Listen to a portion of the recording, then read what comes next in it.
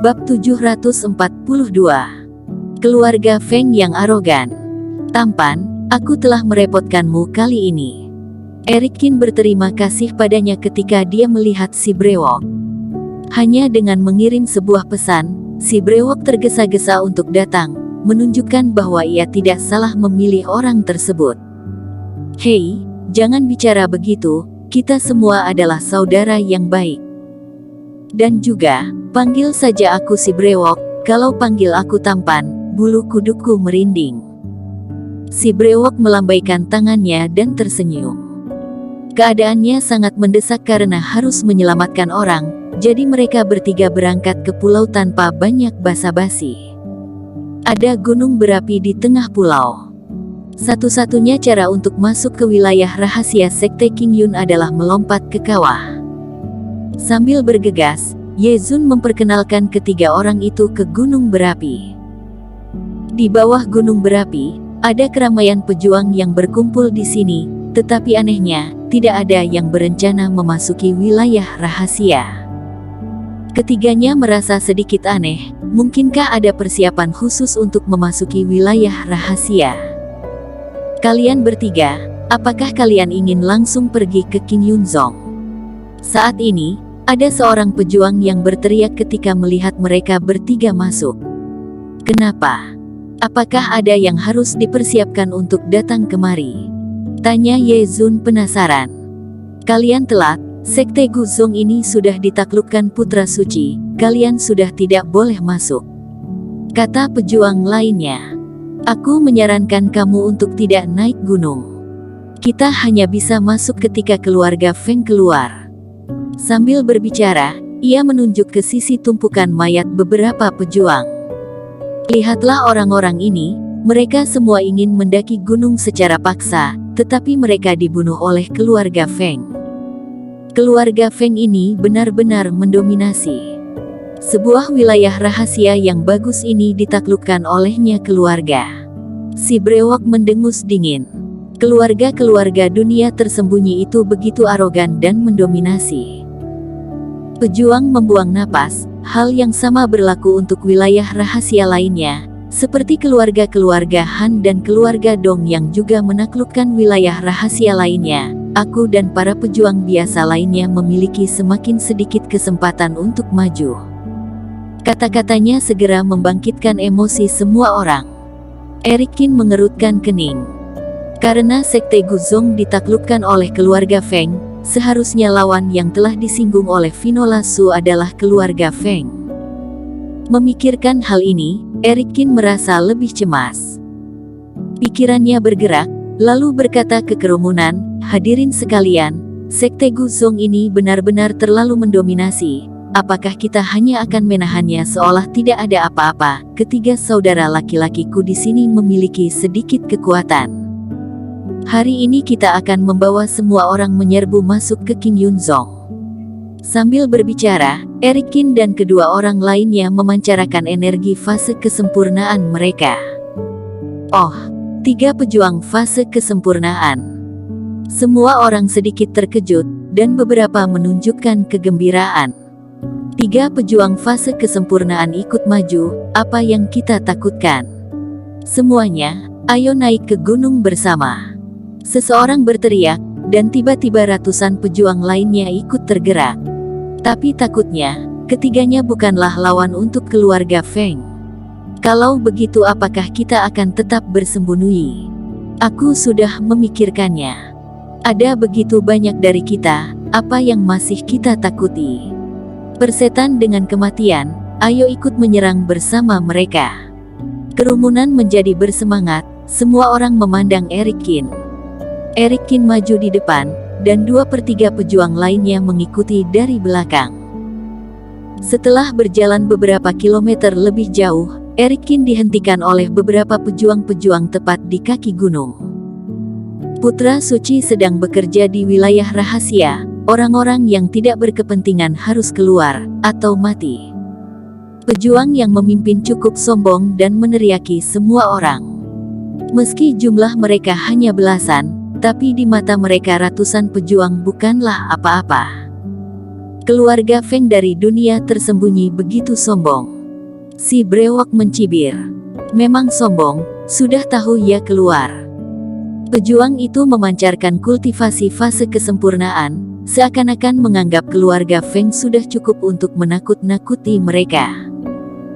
Kerumunan para pejuang malu dan marah. Keluarga Feng terlalu sombong, sayangnya mereka tidak cukup kuat, sehingga mereka hanya bisa mati kalau maju. Pergi palamu, keluarga Feng kentutmu. Eric Qin tidak bisa menahannya, ia langsung maju dan memberi serangan, dan langsung mengalahkan pejuang paling depan. Sebaliknya, kamu berani melawan keluarga Feng. Pejuang keluarga Feng terkejut dan menunjuk ke arah Eric Qin. Masih memberontak, kamu mengira keluarga Feng-mu adalah kaisar. Si brewok juga maju dan menginjak orang yang berbicara tepat di bawah kakinya dan menendangnya dengan liar. Ayo maju, kalahkan mereka. Emosi para kerumunan pejuang juga ikut bergerak. Mereka semua berteriak dan bergegas, meskipun tidak memiliki kultivasi yang cukup, namun karena banyaknya jumlah orang, mereka memukuli pejuang keluarga Feng yang tersisa sampai menjadi bodoh. Anggota keluarga Feng ini tidak bisa sombong lagi, masing-masing memegangi kepala sambil meratap, sangat sengsara. Berhenti. Pada saat ini, terdengar suara gemuruh dari gunung. Suara ini sepertinya mengandung kekuatan yang besar. Gendang telinga para pejuang begitu terpukul hingga mereka hampir tergoyah, dan darah mereka melonjak. Eric Qin melihat ke arah itu. Siapa kalian? Mengapa kalian memukuli murid keluarga Feng? Pada saat ini, seseorang dengan penampilan yang tua datang dari kejauhan, dan ketika mereka bertemu, dia membuat marah semua orang. Kita akan menuju ke wilayah rahasia. Orang-orang sombong ini menghalangi jalur kita. Bukankah kamu seharusnya mengatakan bahwa merekalah yang pantas untuk dipukul? Eric Qin mencibir, tidak peduli apakah keluarga Feng dan Vinola Su memiliki dendam. Selama ada yang berani menghalangi jalannya, maka dia tidak peduli apapun. Pantas saja kalian sombong, ternyata kalian memiliki fase kesempurnaan. Orang tua itu mengamati ketiganya, dan dia memperhatikan aura fase kesempurnaan pada mereka. Tapi itu tidak cukup jika kalian ingin menyombongkan diri di depan keluarga Feng. Orang tua itu berteriak, nafasnya tiba-tiba meledak, dan paksaan yang kuat menekan semua orang kembali. Fase kesempurnaan tingkat ketiga. Seseorang yang menilai kultivasi lelaki tua itu, menunjukkan ekspresi kaget. Eric Qin dan dua lainnya hanyalah fase kesempurnaan tingkat 1, menurut akal sehat, mereka bukanlah lawan sama. Sudah tahu kultivasiku, masih tidak pergi. Teriak lelaki tua itu dengan nada menghina. Apakah menurutmu peringkat ketiga sangat kuat? Eric Qin mencibir. Setidaknya jauh lebih baik dari kamu. Selama aku di sini jangan ada di antara kalian yang ingin masuk ke wilayah rahasia. Wajah orang tua itu dipenuhi kesombongan. Siapapun yang berani maju akan mati. Orang tua itu berteriak dan menunjuk ke arah kerumunan, sekelompok orang seperti kalian tidak layak memasuki wilayah rahasia. Ekspresi para kerumunan sedikit berubah, dan hati mereka marah, tetapi di hadapan orang yang kuat, tidak peduli berapa banyak orang, juga tidak cukup untuk melihat. Kalau begitu aku akan mencoba. Eric Qin mencibir, tubuhnya tiba-tiba bergegas keluar. Orang tua itu mengeluarkan kapak raksasa, dan menebas ke arah Eric Qin. Eric Qin tidak mengambil pedang King Tong, dengan tangan kosong menonjok begitu saja. Cari mati. Orang tua itu menyeringai, dan kapak raksasa sepertinya berencana untuk membelah Eric Qin menjadi dua.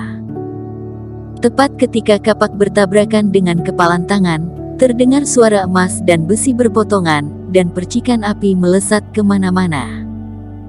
Ekspresi lelaki tua itu sedikit berubah, dan ketika dia melihat kapak raksasa di tangannya membuat suara klik yang luar biasa, kemudian kapak itu hancur.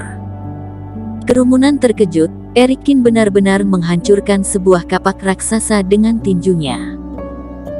Kemudian Erikin menipunya dan memukul lelaki tua itu dengan pukulannya. Mulut lelaki tua itu langsung menyemburkan darah, dan tubuhnya terbang, menghancurkan sebuah pohon. Erikin mengejarnya lagi dan menghantam orang tua itu dengan pukulan dan tendangan. Jangan memukul lagi. Orang tua itu menangis dengan getir. Aku akan membiarkanmu masuk. Kerumunan itu mencemooh. Baru saja ia menghina dengan sombong, cepat sekali ia melunak. Pimpin jalan. Erikin meraih kerah belakang pria tua itu dan menyeretnya ke atas gunung. Selama perjalanan itu, mereka bertemu banyak anggota keluarga Feng, dan mereka terkejut ketika melihat situasi tragis lelaki tua itu. Bersambung. Terima kasih telah menonton video ini sampai akhir. Jangan lupa subscribe dan nantikan kisah episode selanjutnya hanya di Novel Story. Salam.